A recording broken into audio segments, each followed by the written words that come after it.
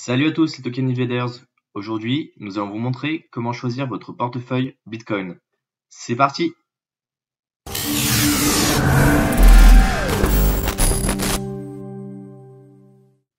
Si vous venez de rejoindre notre chaîne, nous avons un cadeau pour vous. Nous avons fait un e-book gratuit sur les investissements. Vous pourrez trouver le lien dans la description. Aujourd'hui, notre sujet, c'est comment choisir son portefeuille Bitcoin. Ce qu'il faut savoir, c'est qu'il existe plusieurs types de portefeuilles Bitcoin qui sont adaptés à différents besoins. Vous pouvez aller sur le site bitcoin.org qui vous propose une liste exhaustive des portefeuilles qui existent. Alors ce qu'il faut savoir, c'est qu'un wallet ou portefeuille en anglais est équivalent à un portefeuille qu'on trouve dans le monde réel. C'est un endroit où on va pouvoir stocker nos monnaies. La seule différence avec les portefeuilles du monde physique, c'est que nous allons pouvoir stocker uniquement un certain type de monnaie en fonction du wallet. Il existe 4 grandes catégories de wallets. Vous avez ceux pour le bureau, donc pour les ordinateurs, les physiques, avec tout ce qui est clés matérielles, vous en avez pour des mobiles et vous en avez pour le web. Alors, nous allons étudier chacune des possibilités et nous allons voir quelles sont les plus intéressantes en fonction de votre besoin. Pour débuter, nous allons nous intéresser aux applications qui sont pour les ordinateurs. Donc nous cliquons sur Bureau. On voit qu'ici, il y a pour tous les systèmes d'exploitation, Linux, Mac ou Windows. Vous avez une liste de différents portefeuilles que vous pouvez choisir. Nous conseillons Bitcoin Core pour la partie application sur ordinateur. Donc, on clique sur le système Windows. Et ici, le site va nous expliquer tout un tas d'informations. Ce qu'il faut savoir sur bitcoin.org, c'est que pour chaque application, certains critères sont validés ou non. Par exemple, ici, on peut constater que les critères qui sont validés sont le contrôle sur votre argent. Donc, c'est dire que vous avez un contrôle complet sur votre portefeuille, que vous avez la partie validation. Donc, ça veut dire que vous allez pouvoir voir toutes les autres transactions qui transitent à travers le réseau. Vous avez une transparence complète, donc vous avez accès directement au code source de l'application, ce qui vous permet de vérifier qu'il n'y ait pas de virus dans l'application. Par contre, cet environnement est vulnérable, car si vous avez des virus sur votre ordinateur, potentiellement, vous pourrez vous faire dérober vos bitcoins. Et vous avez une confidentialité qui est améliorée, donc ce qui empêche l'espionnage de tout ce qui est paiement. Et bien sûr aussi, vous pouvez contrôler complètement les fees, donc c'est toutes les charges qui seront appliquées en fonction des différents paiements que vous allez effectuer. Si on prend la partie matérielle, les portefeuilles de type matériel, il y en a 4 qui sont assez connus, mais la plus connue et que nous vous conseillons est le Ledger Nano S. Donc vous cliquez dessus, et ici vous voyez qu'en fait tous les contrôles sont au vert. Ce qu'il faut savoir, c'est que les portefeuilles physiques sont le niveau de sécurité actuel le plus élevé. Par contre, ils sont relativement coûteux. Pour le Ledger Nano S, ils coûtent environ 100 €. Et ils sont assez complexes à mettre en place. Donc ce n'est pas une solution que nous conseillons au début. Nous vous conseillons de partir sur un portefeuille physique à partir de 1 500 € d'investissement en crypto-monnaie. Si vous êtes connecté à votre téléphone et que vous souhaitez avoir votre portefeuille sur votre téléphone, vous pouvez avoir des applications mobiles pour Android, iOS ou Windows Phone. Vous avez tout un tas d'applications. Vous avez par exemple le Bitcoin Wallet, qui est une des premières applications qui est sortie sur Android. Mais vous avez aussi des applications comme Coinspace qui sont intersystèmes. Donc vous allez pouvoir utiliser sur les 3 systèmes. L'avantage d'avoir une application qui est intersystème, c'est que quel que soit le téléphone que vous ayez, vous n'aurez pas besoin de déplacer vos bitcoins. Si jamais vous achetez un iPhone et ensuite un Android, ou vice-versa, vous pourrez toujours avoir votre portefeuille de connecter sur le système avec Coinspace. Le problème du Bitcoin Wallet, c'est que vous pourrez uniquement l'utiliser sur Android. Donc ici, si on regarde pareil les différents critères qui sont applicables au wallet, on voit que tous sont remplis hormis la validation centralisée. Donc ce qu'il faut savoir, c'est que dans cette application, il faut faire confiance à un tiers de service. Et ce tiers est Coinspace dans ce cas-ci.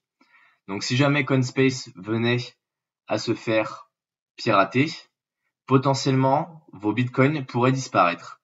Et ce qu'il faut savoir aussi avec les applications sur smartphone, c'est que si jamais vous perdez ou vous cassez votre smartphone, potentiellement vous ne pouvez ne plus avoir accès à votre portefeuille. Donc nous ne conseillons vraiment pas de mettre des wallets sur les téléphones portables, du fait que la durée de vie d'un téléphone portable est relativement courte. Et pour finir, les applications web. Alors vous avez différents types d'applications web. Vous avez des applications qui sont dédiées uniquement aux wallets, comme les trois qui sont présentées ici, BitGo, BTC.com et Coinspace. Et après, vous avez à disposition toutes les plateformes de trading ou d'achat de crypto-monnaies qui vous mettent à disposition des wallets. Nous, on vous conseille pour la partie web d'utiliser Coinspace, car il est vraiment très simple en termes d'utilisation. Par contre, comme on peut constater, comme tous les services web, il est plus vulnérable qu'une application sur ordinateur ou encore qu'une clé physique pour stocker vos toilettes. Alors, comme on aime bien le rappeler, les critères qui ne sont pas validés, c'est la partie validation centralisée. Donc, c'est-à-dire qu'on doit faire confiance à Coinspace pour sécuriser nos bitcoins. On doit aussi se connecter à distance. Donc, potentiellement, à chaque fois qu'on va faire usage du portefeuille, il faut s'assurer que la connexion soit bien sécurisée. Et on est dépendant de l'environnement depuis lequel on va se connecter. Donc, si jamais notre ordinateur est infecté, on peut se faire dérober nos informations. Pour chaque portefeuille, vous pouvez accéder directement au code source de l'application et vous pouvez visiter le site web. Ici, je vais vous montrer comment on crée un portefeuille sur Coinspace. Donc, on clique sur visiter le site web. On arrive sur l'application Coinspace. On fait créer un nouveau portefeuille. On va générer la phrase secrète. C'est celle qui va protéger le compte, qui va permettre d'accéder au portefeuille depuis n'importe quel endroit sur Terre. Donc, on va générer cette passphrase. On va la stocker quelque part. Donc, on la stocke sur un papier. On accepte les termes et conditions. On va choisir un code PIN. Donc, on va choisir un code PIN tout simplement. Donc voilà, donc là, on accède à l'interface Coinspace. Donc ici, c'est notre portefeuille. Donc là, pour recevoir, si on veut recevoir de l'argent sur ce portefeuille, on va donner cette adresse-là. Ça, c'est notre adresse Bitcoin. Si on veut envoyer de l'argent à des personnes, on choisit l'onglet Envoyer, on rentre l'adresse du portefeuille et le montant. Et on confirme. Ici, vous avez l'historique de toutes les transactions. Sachant que nous venons de créer le compte, nous n'avons aucune transaction. Ici, vous pouvez échanger par exemple du Bitcoin contre du Bitcoin Cash. C'est un service qui est proposé directement par Coinbase. Les informations que vous avez rentrées comme votre code PIN et votre phrase secrète sont vraiment à garder en lieu sûr. Il ne faut pas que quelqu'un y ait accès. Parce que si une personne y a accès, ils ont accès à votre portefeuille complet et ils vont pouvoir retirer tout l'argent qui est stocké sur votre portefeuille. Pour faire un récapitulatif, nous vous conseillons pour débuter de mettre votre argent sur une plateforme en ligne type trading, type Kraken ou encore Coinspace pour tout montant qui est inférieur à 500 €. À partir de 500 € en Bitcoin, nous vous conseillons d'utiliser une application sur ordinateur, toujours en pensant à bien la sauvegarder, à bien la sécuriser. Nous ferons un tutoriel justement sur l'installation et la configuration d'un portefeuille sur ordinateur. Et pour finir, une fois que vous dépassez les 1500 € en crypto-monnaie, nous vous conseillons d'acheter un Nano Ledger S pour stocker vos crypto-monnaies. Dans la description, nous vous mettrons des liens vers toutes les plateformes pour accéder directement aux produits qui vous intéressent. Nous ferons un tuto aussi d'ici quelques temps sur le Nano Ledger S.